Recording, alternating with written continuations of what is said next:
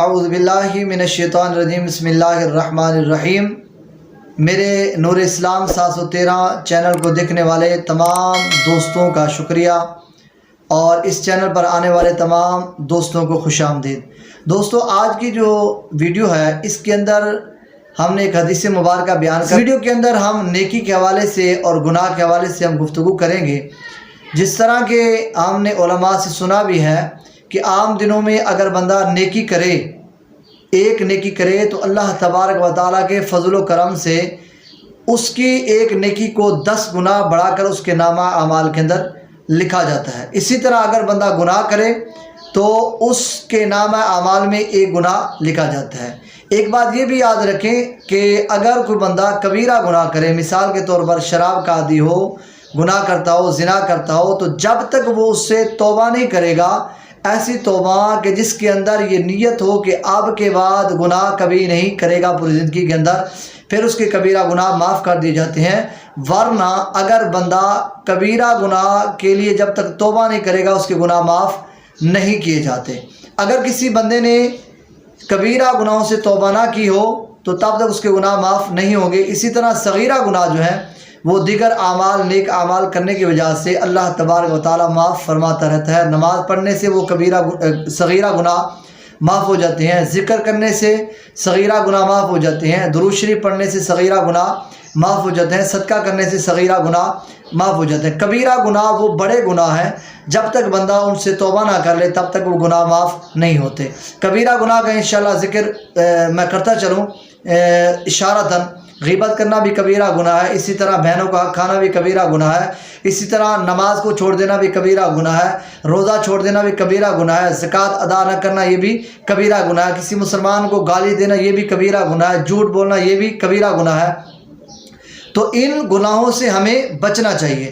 ہمارے اسلام نے، ہماری شریعت نے، حضور علیہ الصلوۃ والسلام کے فرمانوں نے ہمیں ان چیزوں سے بچنے کے بارے میں درس دیا ہے کہ ہمیں ان چیزوں سے ہر صورت میں بچنا ہی بچنا ہے۔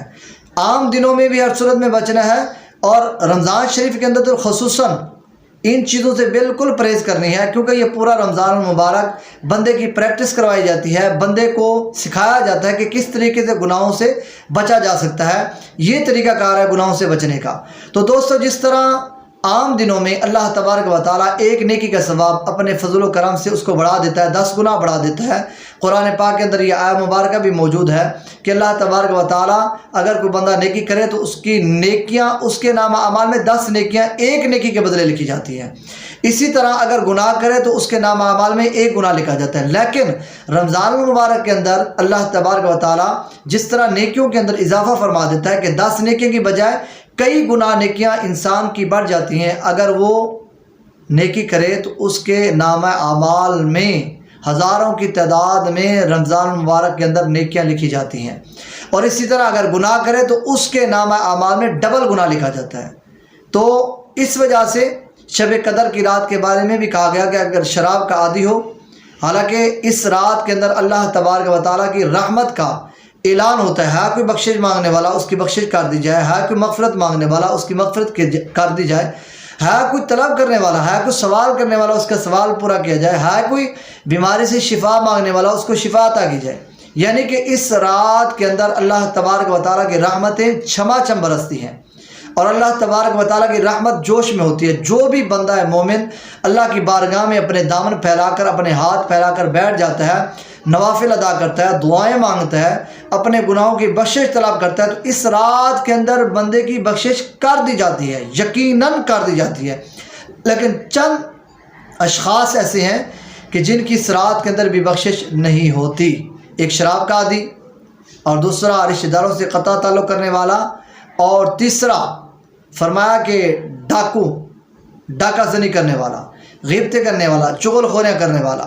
تو یہ چند اشخاص ایسے ہیں کہ جن پر اللہ تبارک و تعالیٰ کی طرف سے اس رات بھی رحمت نازل نہیں ہوتی۔ تو دوستو، ہم نے غیبت سے بھی بچنا ہے، کینہ بغض سے بھی بچنا ہے، اپنے مسلمان بھائی کے ساتھ محبت کرنی ہے، با اخلاق طریقے سے اپنے مسلمان بھائی کے ساتھ پیش آنا ہے۔ جہاں پہ ہم روزہ رکھتے ہیں، جہاں پہ ہم نماز پڑھتے ہیں، وہاں پہ ہم نے نیک طریقے سے، اچھے طریقے سے زندگی بسر کرنی ہے۔ اور اسی طرح جس طرح میں نے پہلے بھی عرض کیا، اس کے اندر میں نے یہ باتیں کہی تھی کہ جس طرح نیکی جاریہ ہوتی ہے اسی طرح گناہ جاریہ بھی ہوتا ہے۔ اگر بندہ نیکی کر جائے، مثال کے طور پر مسجد بنا جائے، مدرسہ بنا جائے، تو اس کا ثواب اس کو قبر میں ملتا رہے گا۔ اگر کوئی ایسا وہ گناہ جاری کر جاتا ہے کہ جو گناہ آگے چلتا رہتا ہے تو اس کو سزا اس کی قبر میں ملتی رہے گی۔ مثال کے طور پر اگر کسی بندے نے سوشل میڈیا پر بیٹھ کر کوئی بے حیائی کا کام کیا، بے حیائی پھیلائی، تو جب تک وہ بے حیائی چلتی رہے گی تب تک اس کو قبر کے اندر سزا ملتی رہے گی۔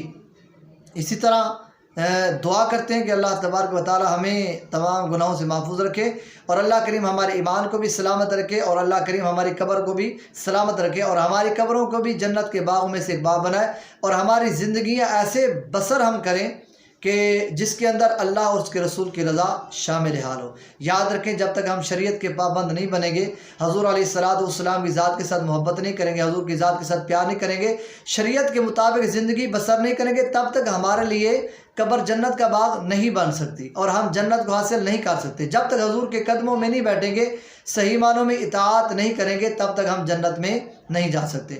تو میں نے گفتگو طویل ہو گئی، میں ایک حدیث مبارکہ بیان کرنا چاہتا ہوں جس کو حضرت ابو سعید خدری رضی اللہ تعالیٰ عنہ روایت فرماتے ہیں کہ نبی کریم صلی اللہ تعالیٰ علیہ وآلہ وسلم نے ارشاد فرمایا، قال رسول اللہ صلی اللہ تعالیٰ علیہ وآلہ وسلم اتقوا الماثم فی شہر رمضان فإن الحسنات تضاعف فیہ مالا تضاعف فی غیرہ وکذالک السیئات۔ یہ حدیث مبارکہ جو میں نے تمام گفتگو کیا اس کے لیے یہ دلیل ہے۔ حضرت ابو سعید خدری رضی اللہ تعالیٰ عنہ بیان کرتے ہیں کہ رسول کریم صلی اللہ تعالیٰ علیہ وآلہ وسلم نے ارشاد فرمایا، ماہ رمضان میں گناہ سے بچو۔ ہم تو روزہ رکھنے کے بعد غیبتیں کرتے ہیں، چغل خوریاں کرتے ہیں، سارے معاملات اسی طرح رکھتے ہیں، جھوٹ بھی بولتے ہیں۔ حضور علیہ السلام نے فرمایا رمضان میں، ماہ رمضان میں گناہ کرنے سے بچو۔ یہ نہیں کہ صرف رمضان میں بچنا ہے، باقی دنوں میں بھی بچنا ہے۔ باقی دنوں میں بھی منع کیا گیا گناہ کرنے کی وجہ سے، منع کیا گیا گناہوں سے بچو باقی دنوں میں بھی، لیکن رمضان شریف کے اندر خصوصاً فرمایا گناہ سے بچو، بے شک اس میں نیکی میں اتنا اضافہ ہوتا ہے کہ غیر رمضان میں اتنا نہیں ہوتا۔ فرمایا اس ماہ مبارکہ کے اندر نیکی کے اندر اتنا اضافہ ہوتا ہے کہ عام دنوں میں اتنا نیکیوں کے اندر اضافہ نہیں ہوتا، اور اسی طرح گناہ میں بھی اضافہ ہوتا ہے۔ فرمایا کہ جس طرح نیکیوں میں اللہ تبارک و تعالیٰ اضافہ فرما دیتا ہے، اسی طرح اللہ تبارک و تعالیٰ رمضان کے اندر گناہ کرنے والے کی سزا بھی دگنی فرما دیتا ہے۔ دوستو، دنیا فانی ہے، ہم نے اس دنیا میں چند دن یا چند سال رہنا ہے، پھر ہم نے اللہ کی بارگاہ میں حاضر ہونا ہے۔ تو کیوں نہ ہم نیت کر لیں کہ ہم انشاءاللہ نیک اعمال کرنے کی کوشش کریں گے، نماز پڑھیں گے، اپنے اچھے دوست بنائیں، نیک لوگوں کے ساتھ بیٹھیں، علماء کے ساتھ بیٹھیں، حفاظ کرام کے ساتھ بیٹھیں، تو یقیناً آپ کی آخرت بھی سنور جائے گی۔ نیک لوگوں کی صحبت اختیار کرنے سے اللہ تبارک و تعالیٰ کی رحمتیں نازل ہوتی ہیں۔ اللہ کریم ہمیں عمل کی توفیق عطا فرمائے۔ بآخر دعوانا ان الحمد